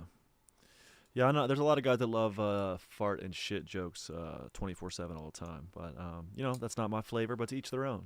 To each their own. Oh, it's true. Another super chat, $5. Thanks, guys. Going to try that screaming move tonight. That's a quote. Yeah. If it doesn't go good, just say like, something really, really bad happened to your mom or your dad, and just make something up. Just tell them a lie. Yeah. So you got a Charlie horse, and you're gonna want to. I know you said screaming move, like you physically do want to move when you scream to, like arch, like Yeah. if you're doing like a yoga pose. Oh. Timmy Baghead for $2 says, "Do you fart in front of your dog?" Good question. Sure, yeah. I don't care. My dog shits and pisses in my house sometimes, unfortunately. So You know what's weird? Sex in front of animals. I'm not for it. no, you got to cage It's them. weird. Got to cage Yes. them up. But that's also weird too. I've thought about that because there's been times where I'm about to get erotic, and I'm like, all right, we got to put the dogs in the cage. But that's odd. Yeah. Cage them up. It's like- Make them watch. Make them so they can't escape it. and point the cage towards it. Yeah. It's really like an odd version of like lighting the candles. Put the dogs in the Like cage. let's get the mood right. Hey, let's get together, baby. Woof. And they're pissed. Nightshade says, "How's Anthony doing?" Anthony's actually doing good. Last I talked to him, he's supposed to be on the story Anthony Kumi of Opie and Anthony and Compound Media, and he can't because he just got heart surgery. He's having some issues there, but I think he's feeling fine now. But he probably shouldn't be darting around the country. We're going to Dallas. Going to Dallas this weekend. We're gonna go there quite bigly. The cuck cage, somebody says. Yeah, shout out to Maria. Maria. Trying to find a fat face to scream into. Sir, we never said fat. That was debunked. Yeah, don't put words in my mouth. Put them in her mouth. Screaming. Loud words. Mouth screaming. You ever seen like Mongolian throat stuff? Like, because yes, girls also like that a lot. And they do? Don't stop doing that when she says, like, obviously she wants you to stop having sex with her, stop, but continue the throat, the noises. I'm gonna come. Whoa. Yeah, that is talent. Yeah. Turn yourself into a didgeridoo. Ever inhale a queef? We're not answering that, Andy. Oh, that's Andy the human. Andy wants to know So maybe if we've inhaled a queef. Yes. Oh no, I haven't. But that's what he wants to ask us. No, but that makes me think vaginal screaming also very desirable. Hit him with the vibrations. Hit him with good vibrations. Scream positive things into your lady's vagina. That also has worked for me. Or also, sometimes if you have negative stuff and you want to scream it into their ass. They say, talking to a plant positively will help it grow. Yeah. Like, I don't even think you could imagine the wonders of whispering positive affirmations into your chick's urethra. Well, I found not the main hole. If you're too positive to a girl's vagina when you talk to it, it gets very comfortable and lax. So you want to keep it on edge, and you want to degrade it and humiliate it, so it gets smaller, tighter, smaller. But you dumb neg fucking, that puss. Yeah, be very negative. Tell them it's not doing it good enough. Tell them it's tell them you're gonna kill it. Threaten it. Make it recoil. Yep. Put a gun in it. Yeah, always have a gun. Always use a gun in every circumcision that you can. Somebody gross says my dog normally joins in. First of all, I hope that's not true. Second of all, I know it's not. Amish says, oh, that just jumped. Somebody said, did I go to Skankfest? No. Did you go to Skankfest? No, I would like to go to Skankfest and do a video there. I think I could probably get some fun interactions, but I'm not really. It looks so fun. I'm not really traveling again until next year. True. Yeah, how's the sobriety going? Good, man. 18 days strong. I'm coached a wrestling practice yesterday. Ooh, sick. Been hitting the gym every single day, and we're getting good. Nice. Hitting the sauna? Oh yeah, got to get 15 minutes in after every workout. Cause isn't it easy now? Like, I don't know about you, but it gets like easy. Yeah, well, I'm built like a desert lizard of sorts. I don't like Rango. Yeah, I'm like Rango. I don't do good with the cold, so I thrive in hot environments. Same, brother. I mean, I'm squatty and portly, and staunch. That's just from that sounded like Theo Von. Yeah, I'm portly and staunch, man. I'm a real squat boy. I'm down low. I'm down to the ground, man, like a short bus. Like a squirrel who's angry. That's not the best impression I've ever done of him, but I still like the heat. Bring on the fucking heat. Yeah.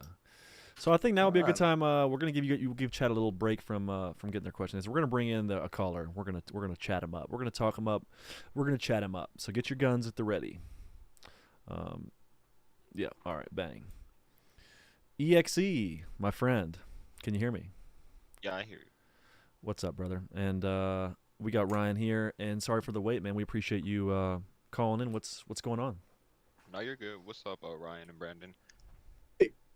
I was just gonna say, I was trying to like I've been trying to talk about like a few things like staying motivated, finding my faith, getting better with God, all that, bulking in gym, cause like I'm doing wrestling, and like the thing is, I want to wrestle 175, and I'm right now I'm like 6'1", 165, and I want to go up 10 pounds, cause like I don't. Everyone's telling me just to cut, cause I can start if I Mm-mm. cut, but I'm not trying to get skinnier. Like I want to gain muscle, and start like improving my life, cause I feel like every time I cut and get skinny, like I just lose energy, like I can't stay motivated with anything, and it just like hurted me more than just going up, wrestling someone that's like better than me, and I feel like I'll improve that way and gain muscle and What like what grade are you overall. in? I'm a senior right now in high school. Well, if it's your last year, you might want to cut because you only have one last shot at. I mean, do you have aspirations like placing in the states, or is that a realistic thing, or not really? Mm, maybe, but I feel like just like cutting, cause I've cut like all of high school, and I just like I want to start just like gaining weight, like. Yeah. No, I mean, I think that a lot of time coaches try to force you to cut because it's better for their lineup and everything. But in reality, you're not able to recover as well. You're not able to build as much strength, and you'd be better suited going up a weight class. But I guess when it's crunch time, and you know sometimes you got to cut. But yeah, I don't think there's anything wrong with not cutting and going up. But how do you put on 10 pounds of mass, Ryan, as someone who you've achieved total twink domination. You've outdone yourself. How'd you gain the weight, Ryan? And how much did you gain? My my twink death was completely voluntary, and it did take a lot of hard work. You're probably a hard gainer, as am I. Like everybody's, not everybody's, but a lot of people's metabolism just like plateaus. I went from 140. I've been 140 like since high school till like 2 years ago or 3 years ago, however long it was. And I just all right. So I was gonna show pictures, but it's not important. I did a 5 meal a day thing, and when I couldn't fit another meal in me, I would do look up NutriBio specifically because they let you know what's in there. But it's called a mass gainer shake, and it's 4 scoops.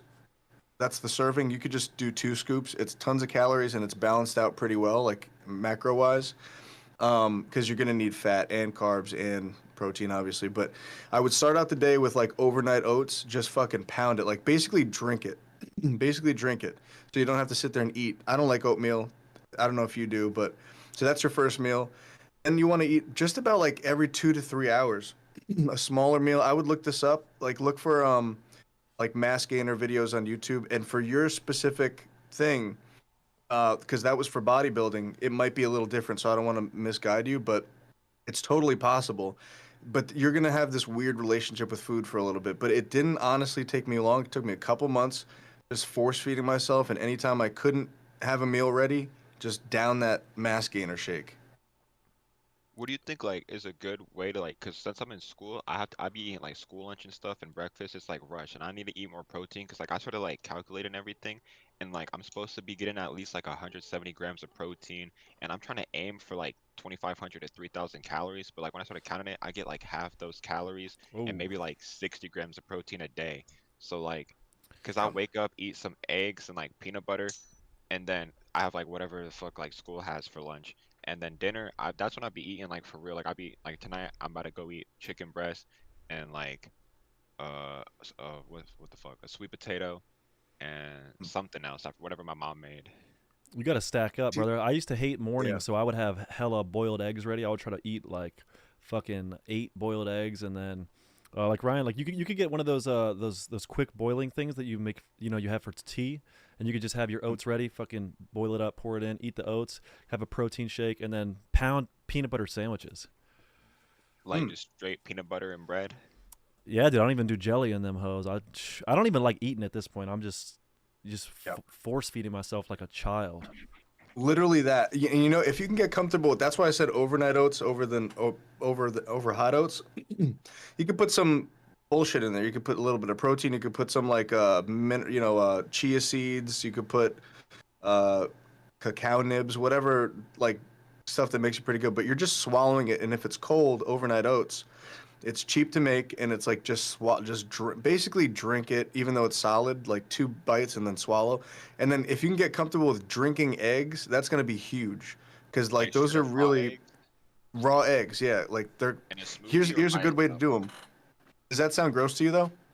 A little bit, but I mean, if it's gonna help me, I could probably stomach it. Like, You know what helps? You put you like 4 or however many eggs you want, like do the calories and stuff like that. I did a dirty bulk and I didn't really nerd out on the calories, but if you're doing that, then I would pick the amount of eggs that you want that works for you, and then put a dash of orange juice in there, and then you could whip it up and then just drink it. And the texture's not even going to be that weird, and it's not going to taste bad at all. What do you think about like protein powder and creatine supplements and all that? Because everybody like tells me that, but I feel like eating raw meat would be better. Like not raw, but like actual meat would be better than like using all these supplements and like all this powder and stuff, all this like I stuff that love. they make. I Like, personally love creatine. I don't know. I know everyone has different opinions, but I think there's studies that creatine it helps with cognition, and it 100% helps with muscle strength and recovery. As far as what I've read online, and I don't really know, but I read some stuff, saw some tweets. Boom. Yep. It's one of the most studied supplements out there. It's like, yeah. No, creatine's the real deal. It's just if you want to like dry out for like visual aesthetics, you would probably drop the creatine because it helps you hold water in. But I couldn't imagine that. That's actually probably a benefit, right? Because if you're I don't know, having water and being more hydrated um, during a match or like even between matches, I think sounds like a good thing. Yeah, But if I wasn't cutting weight, because I frequently would bump up a weight class to wrestle, and yeah, I would be on creatine during those periods. I would take it. It definitely helps. Also, like I got right here, I got a bunch of nuts, man. In this, yeah, that's how I was gonna start getting hella nuts, like snack on during school and all that. bro, there's a if in this thing alone, there's like well over 6,000 calories. And you could chomp this down in like 3 days, man, and just as a little snack. Always be sucking on nuts and swallowing and chewing on nuts. nuts, nuts. So, Yeah, that's what I'm about to start going to the gym too, cause like wrestling practice, it's like a lot of like shit like cardio, bro. I'm not gonna lie, like I just got out of there like 45 minutes ago, and bro, my lungs is like they're not hurting no more, but like it's just a lot of like I just not really like weight trainer or anything like that. Like they focus more on endurance and just like using your like body weight to build strength and all that. yeah, and you got to eat probably 4,000, 5,000 calories if you're doing a wrestling practice and lifting weights. I mean, you're burning so many calories doing that shit, man. Mm. So many. And make sure you drink enough water, especially if you're doing the creatine, man. Make sure Yeah, no, you're that I need to do that too, cause when I was sprinting today, cause like run a mile and then we start practicing all that, like my calves started cramping up bad. Like I couldn't yeah, even. you're dehydrated. Yeah, I gotta drink more water. And then, what's like a good creatine brand? Like, are there brands for it, or like how they have like protein, all these different brands, like soy and wheat and all that, or whey? Micronized is it like because I think they're all basically the same compound, but micronized creatine is something about the uptake and the bioavailability of that. Um, you two, do you know any difference of creatine? That's all I know. I And mean, the superior creatine to me is that BB Netanyahu creatine. You know what I'm saying? the ultimate teen, as they call it. Damn, Ryan, look at you. this is my progress. So I started off 140, and then I went to like 180, and then that's probably me Damn. at like 175, and now I'm hovering around 180 again. But now it's just I dropped bodybuilding and just doing boxing. So yeah, it is same thing where it's like a lot of like not strength or not hypertrophy exercises, but maybe looking at some hypertrophy exercises. So it's lower reps. So you'll spend less time doing the exercises, maybe more time resting. But John Meadows, if you want to like see, this is where it gets fucked up because you're going to want to use your physique, where John Meadows is more of a bodybuilder aesthetic guy, but he does teach you how to build like muscle. So I just don't want to put you in a place where like now you're like not as flexible and maybe you're more rigid and stuff because I know growing muscle is you want to do it differently for different things. But John Meadows does have a really good vids when it comes to that. If you do want to grow your muscles, literally, physically, actually. Yeah, that's because I'm trying to, because we have like our first tournament and whatnot on November 26th. So for that, I might like, I don't know if I should just cut for that, just since it's so close. Because I don't think there's like I could always just wrestle up, but I don't think I'm gonna have any like crazy like gym progress in like a month in a few days. But I maybe it would be better to start doing that now versus like You're losing weight you're and 6 weeks, so you're 6 weeks 6 weeks away from your next competition. You could easily, with creatine and with the right diet, you could easily have an extra 10 pounds on you in the next 6 weeks. It's not going to be muscle, but you could have it in you. I wouldn't cut if you're thinking about long term not cutting for the season. You're going to be better off at the end of the season if you start bulking now rather than if you cut. Yeah, cause like since it is my last year and everything too, I don't really want to leave high school. Like, there's nothing wrong with being skinny, but I just been skinny my whole life. I'm trying to like start gaining muscle, like like visible muscle, and actually just cause I'm not like weak or anything, but I'm just tired of being like super tall, like slender, I guess, skinny. Yeah, no, I feel that, man. I never always people would always pick on me when I was growing up, calling me anorexic and shit. I never liked that. I never liked that. But yeah, what was Oh, your other question that was not oh, ooh, so I got like three more little ones. So like when I was well, I could kind of put them all together. So I was thinking about like finding purpose in life, because like since it is my last year of high school, everyone's always just like go to college, and like there's nothing wrong with that. But I was been looking into more of like going the electrician route and stuff. But like the only downside of that is I feel like I'll be working my whole life if I do that. Even though you get like really good money out of high school if you're doing it right, I feel like I'll kind of get like stuck there maybe my whole life, because I don't really want to do that. Like I rather like start a band or some shit, or have like a clothing line or like skate, but everybody wants to do that. So I gotta find something like realistic. So well, I I was mean, just I like, think like shutting out your dreams because they're not realistic is a really bad pitfall to get caught up in. Uh, I mean, if me or Ryan said that doing what we do wasn't realistic, so we're not going to try. I oh mean, yeah, if you just stuck with teaching, then you would not like never even know you had the success you have now. yeah, like, I mean, what I don't know, like realistic. I don't know. Like placing at And states isn't realistic, really. Like Yeah, excelling true. in anything isn't necessarily realistic because the world is filled with a lot of like morbidly obese, mentally ill people.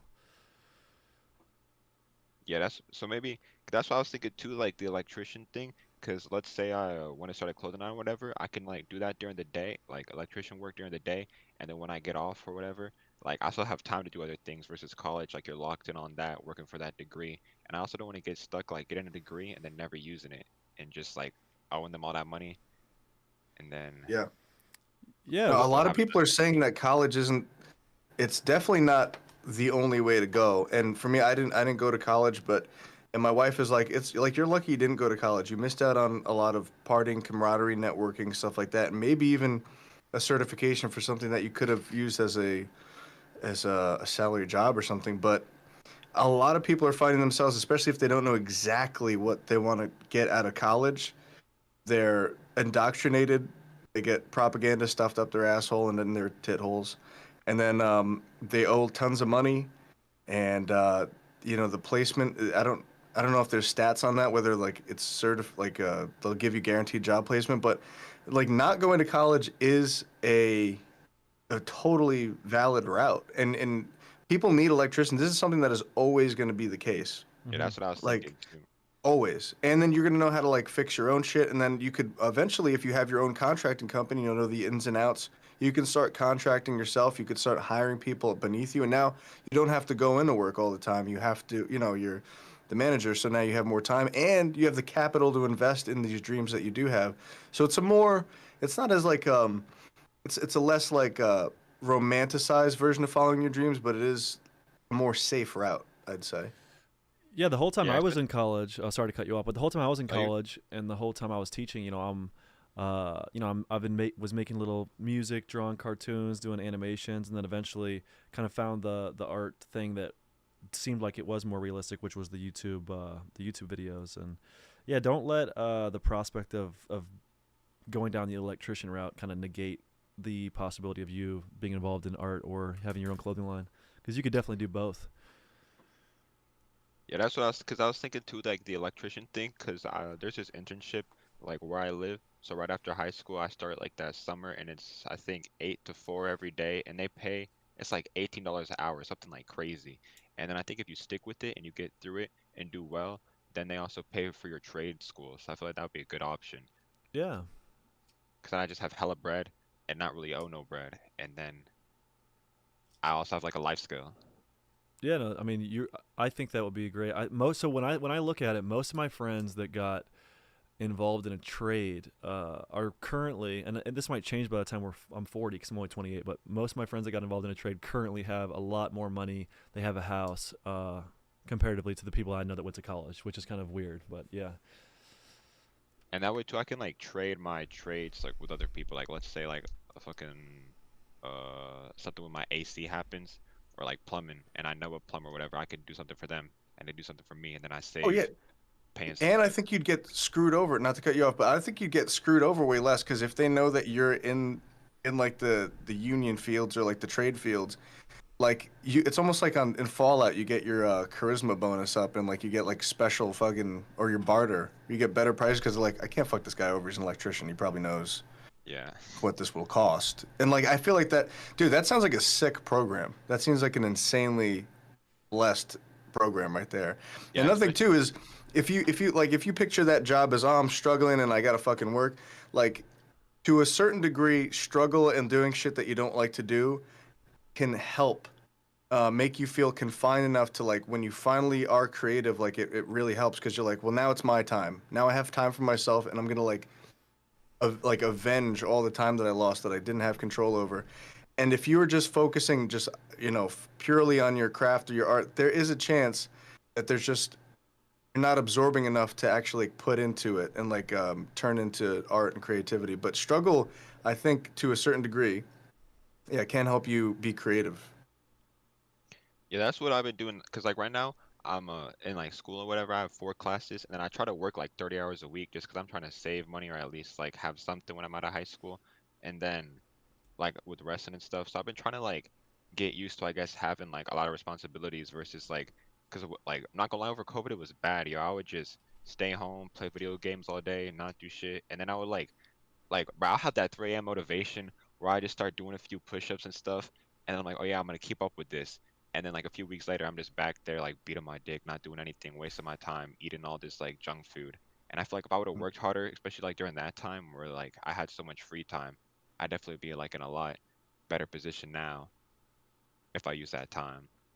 Yeah, yeah, for sure, for sure. So, yeah, what were the other questions you had? Oh, one. So it was just about like struggling with porn addiction and just like finding like my faith, because I don't know like what your opinions are on God and stuff, but like I grew up with not religious parents, but like grandparents, and like they show me a lot of things. And recently, I've been feeling like more drawn to God, especially like doing wrestling and stuff, and like with some struggles I've been going through. Like I just feel like I don't know. I feel like trusting in God will build me towards a purpose, but I feel like without like, cause I'm not gonna, I haven't been living right the past few years, and I just feel like that probably has been why I've been like felt stuck in a place. Yeah, you can answer this, Ryan. I feel like I'm on JV when it comes to God. So I'd say you're more on varsity. Was Oh, that 100. I like appreciate that. a little bit lower? Um, Oh, J, I know, yeah, I know JV. what you mean. Never mind. I don't know what I was thinking, bro. What the? That's literally your you're Yeah, in yeah, that. yeah. No, no, no. No, but no, dude, no, this is big. Imagine for a second, like you're you believe in God, right? God can see what you do, and this is what really helped me. I wasn't even like, oh, I have to quit jerking off and porn. I just was like, every time I do this, I feel like gross, and then also I lose all ambition for like actually trying to meet women. So that was kind of just a very cut and dry type of problem. Now, when you're younger, around the high school age, it's confusing because you're like, well, I could do both. It's not like really taking out energy to be like, all right, I'm satisfied for today. I don't really need to go hunt for a chick. But this is what helps at how you merge the two. Now, there are things that I don't do that I could totally get away with that I think God can see me do. And if you really believe that, and if you believe that people that you love are seeing you, like if they're dearly departed and they're not in this world anymore, that they could see you, witness you, like do things Nah, that would for make them real, yo. I proud. And used to like, think about that when I was younger, yo. That shit, like, yeah, nah, there's that's nothing true. that kills your boner more than like my dead great Grandma, grandma, yo. great great grandma. Actually, my great grandmother is still alive, so that's a bad example. But my great grandpa's watching me beat off like a fucking loser. And picture this too: everybody your age, for the most part, I bet, are beating off, and that's such a weird, pathetic thing to do if you really think about like what you're doing. You're watching like as Gavin puts it, I'm stealing a lot of his shit because he just talks a lot and I have to listen to it. But he's true. He's right. The guy's right. You're just watching two meth heads bone, and you're just sitting there alone, like yeah. And it's like fucking sad. Now you have no idea the strength and the exercise of willpower to not do that. It's like I don't think about it. I don't get tempted. Then again, I don't put myself in situation. Every time I see something simpy on my timeline on Twitter, I mute it. Instagram's probably a bad place to be if you want to get away with that. Maybe pause these things that trigger you to get horny. Like, I could be sitting at home watching cartoons, not hungry, when I was a little kid, and then you see a like Ninja Turtles slice of pizza, and you're like, I need pizza. So that's how your brain kind of works. Like, don't allow shit to tempt you. And then as far as God goes, I'm not gonna lean you towards any sort of specific way. Personally, I'm a Catholic. It took me a while to get to Catholicism. I had a lot of complaints about it, but find a, if you have to bounce around to churches, really the Catholic in me is telling me go to Catholic church and try that out because it's very systematic. There's a structure for it. There's a place for all of these things. There's guidance there. There are people like the priests that go away and they study this. They have to actually be like college graduates of theology and faith and all sorts of things. They're very smart people. So you're in good hands there. But wherever you can, see if you could go to church and like make that a part of your thing and have somebody that you're open with that could hold you accountable for all of your failings and your successes, and you want somebody with those values who loves you and respects you to be in on that journey with you, because doing it alone is not hard, is not easy, but these are absolutely things you can do. And if you get ahead of that and you're not beating off anymore, you're working out, you have fucking goals, you like, that's huge. Like, you're ahead of like a lot of people, you know. You know, that's what I've been thinking about too, like, cause I feel like social media, like I'll just be chilling, like scrolling through stuff, and it's be like the most simplest things that like give you those urges and whatnot. So I've been deleting a lot of shit. I set up like a little VPN to like block those types of things. So it's been definitely been getting better, but it's just like Nice. every now and then, like I still be getting drawn to it, and I feel like it mainly is probably just because like I don't really like be talking to one about it, and what you said about like doing it yourself is definitely a lot harder because I was watching videos and all of that, and like talking about it to people, especially like people you're close to, definitely helps. And like it might be weird, like I guess if you think it that way, but it does help having someone hold you accountable for like making sure you stay on top of that. For me, confession is huge because, like, I promised my priest, like, just off the record, that one of the priests at my church that I wasn't gonna do. I confessed for doing cocaine and I couldn't receive, and it's like there's this kind of checks and balances structure with the Catholic Church. A lot of people have issues with the Catholic Church. I think that you can make an argument for it, but I think it's got such great resources in the form of sacraments. Like, you have to actually sit there and confess to somebody that you beat off. That's fucking crazy to Yeah, do. Like, you have to. Otherwise, if you receive the body of Christ and you are in a state of sin, like, that's another sin. So now you're like, well, now, and you're not getting away with anything if you believe that you are being observed by the Lord and being held accountable for your actions. That it makes it easy. Like, the freedom of knowing what you can't do. It sounds like, oh, if I don't believe in God, I have all this freedom to do everything. Not really. You have freedom to do fucked up shit that's not going to help you. But I feel like the guidelines of not only the morals of the church and God and your family and who you want to be make it you so you have more freedom, because now you have a straightforward path, not this fucking infinite sprawling, who knows, maybe I'll do this, maybe I'll do that. It's more freedom to know what you can and can't do, in my opinion, and it feels great to do. And I think if you're asking these questions and you're already on the right path and you're like so many people don't think it's a problem, and the fact that you want to solve these things is like you got a great head on your shoulders, and I think you have the will to do it. And bro, yeah, you can absolutely do all these things that you want you to know, do. because I feel like it's just like one is so unrealistic, and it just sets like just bad expectations for like what like sexual relationships and just relationships in general should be like. And then also, I just don't know. Like, I feel like I don't even enjoy watching it. It's just like since I've been doing it for so long, it's just like kind of hard to like stop. And then what do you think also about like, because I've gone to a few churches, but what do you think about first getting right like with the Bible and all that, like starting a biblical faith, like just the Word of God, and like having building your own relationship? Just because a lot of churches you go to, and like no offense to like Baptist church or anything, but they just be preaching like straight like motivational quotes. Like it's not even Mm. out of the Bible. They'll just be like, God died for you, so you have no reason to be like sad. You know, you got to be happy. Love your Right. neighbor, stuff like that. Like, Yeah, they're basically using the scripture as, and I love all my everybody who loves Jesus, I love you. And there's no, I'm not going to sit here and judge different faiths, but I do have the same sort of thing that they'll use it for inspirational quotes. They'll use it to benefit their life, make themselves feel better. But the reason I think Catholicism especially is kind of great is because the Mass itself is not about you. It's not about making you feel good. It's not about getting you through your week. It's about devoting yourself to God, giving all of the things all the blessings that you have that you don't deserve, you could never repay. I mean, it's a total blessing to be alive, to be, to have the life that you have, and you're just devoting that to God. And it's like a wedding and a funeral. Like you dress up for it, you all go there. It's solemn, it's reverent, and it feels like you are part of something that's like, if you start talking to somebody next to you, like, this is bad. Like I'm talking to somebody like at a funeral of a loved one, like it's while a thing is going on.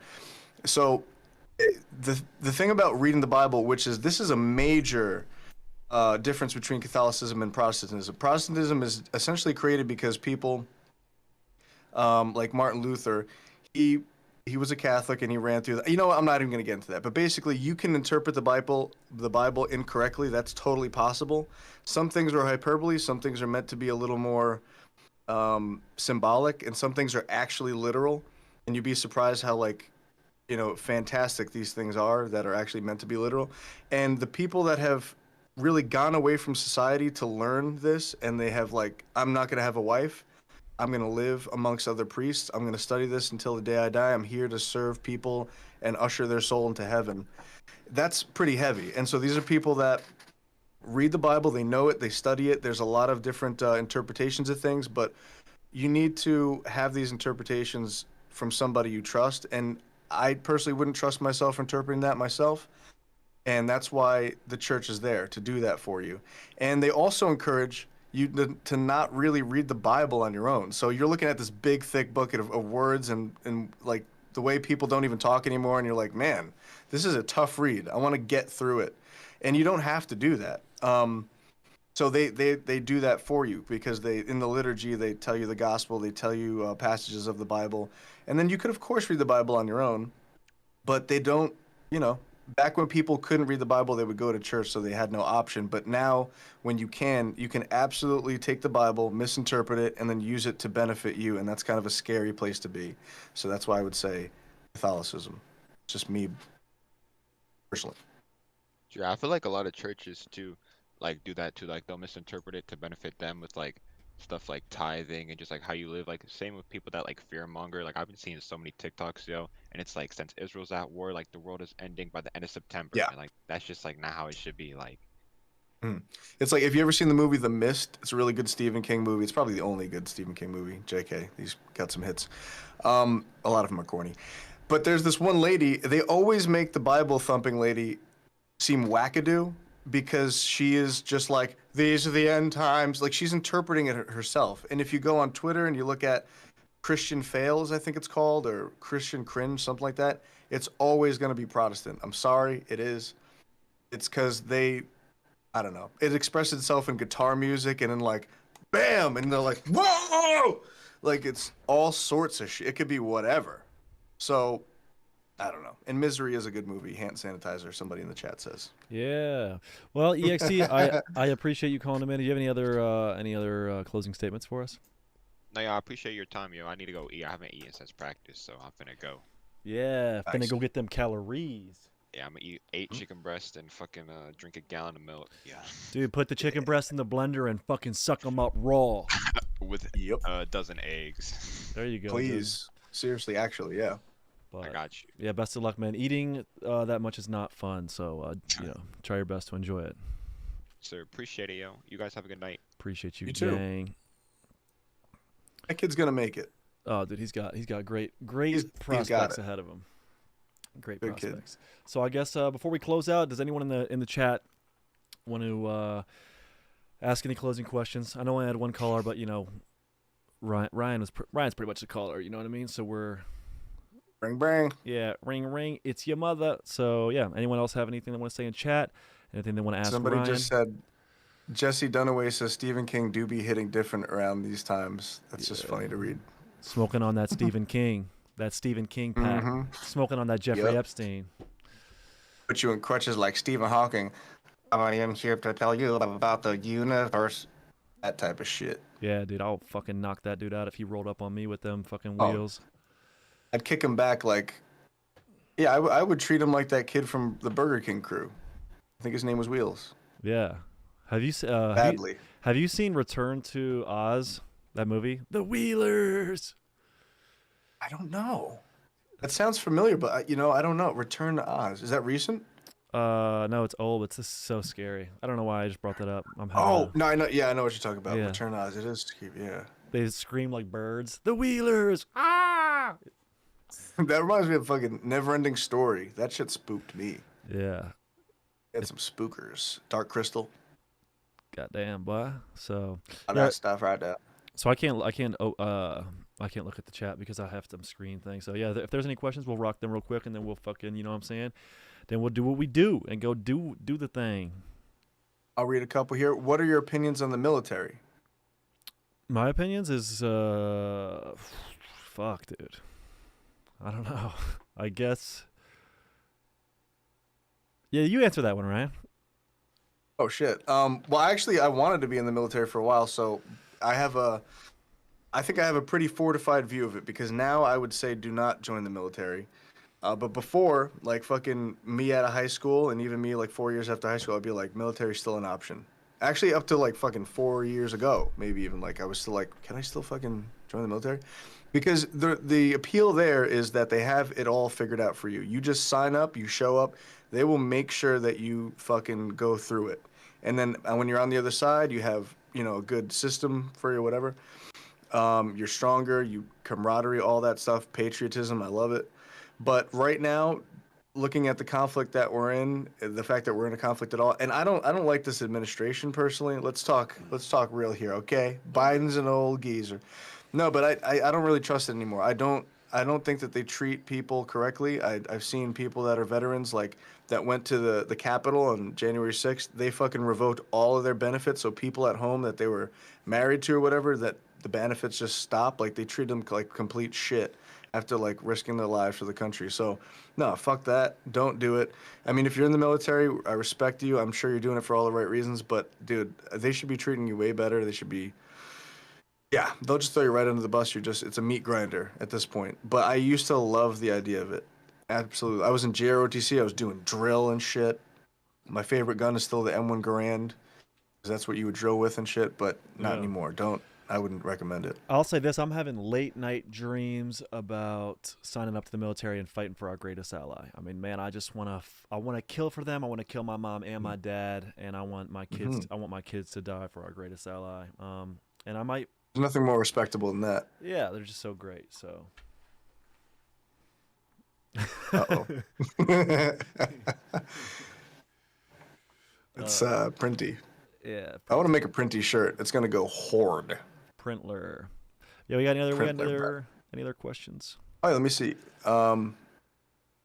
My military friends are messy individuals and want to kill people. I really don't understand. Let's see, I'm looking for question marks here. You know what? Bam, I got it. Control. I just hit Control F question mark. Bam. Let's see. What do we got? Have you ever read Theogony? No. Nope. Go to a trade school, somebody says. Okay, is this what you want to be doing when Jesus comes back? Joe Dirt's mom, so they're quoting Joe Dirt. Is this queer? Huh? Is this queer? That's a great fucking... I'm going to watch that again. Yeah. Something is ending, that's for sure. The world, though? No. Interesting. Are we in the little season? Do you know what the little season is? No. I know Me neither. I know what the third temple is. Sure do. My family in Israel, and I'm stressing. Somebody says you guys are so funny and cool. Peace be with y'all. I saw that episode, by the way. Yeah, that guy, his family was there. Thank you, Brandon and Ryan. Love and light. That's beautiful by Raven. Junkie says, holy. Sign Ryan on as a permanent co-host. He's too good. I'm blessed. Blessed to have you. Ryan that. rules. I think that's a great segue. I think that's Ryan. Your Twitter, Instagram, what are they? Your YouTube, how can they find you? How can they watch you? I mean, you're definitely very entertaining. More entertaining than I. Thank you. In this format, No. dude. No, you're killing it, dude. I'm good. Thank you so much. I'm good with my little edits and stuff, but dude, your impression game, I mean, that's unparalleled. Thank you, bro. Well, yeah, So there's a couple things going on. I have a music group that I put together. It's just completely private. We don't stream it or anything. It's just like people that were fans of the show. So I knew that they were pretty much politically aligned or whatever. And we just want to bring it back to music and just talk music and leave the politics out of it, because I feel like that kind of stole a lot of people's creativity. You'll even see with like whatever celebrities, they're all like political now. It's like, shut up, just make cool music. So we're coming out with a mixtape soon in probably November. And then we're doing this tour. We have two more dates left. They're both in Dallas this Friday and Saturday. And then the Fish Tank crew are going to be there. John and Sylvia confirmed. Maybe there'll be more. Who knows? But you can get those tickets at censored.tv/tour. And it's always fun. We hang out with people afterwards if you get the VIP thing, and it's always great. Censored.tv is where I do all my stuff. And then Asian Pat Dixon on Twitter. And then you can search Ryan Katsu Rivera on YouTube if you want to see me playing guitar. That's it.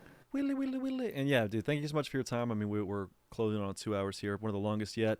But yeah, it was a joy Nice. talking to you, man. It was a joy You talking too. to you. You fucking Seriously, you're a cold ass rider, cool ass dude. cold Hell ass yeah. gang. So yeah, bro, Cold ass. I appreciate your time, and yeah, hopefully, you know, I don't know what I'm gonna be doing after I finish the October stuff, but I'd like to stream more, man. It'll be cool to stream again sometime. Oh, I'd love to. Absolutely. So yeah, I'm gonna close down the stream, and thank you everyone for watching on day 18. I'll see you back tomorrow, 6:30 p.m. for day 19. Peace out, gang.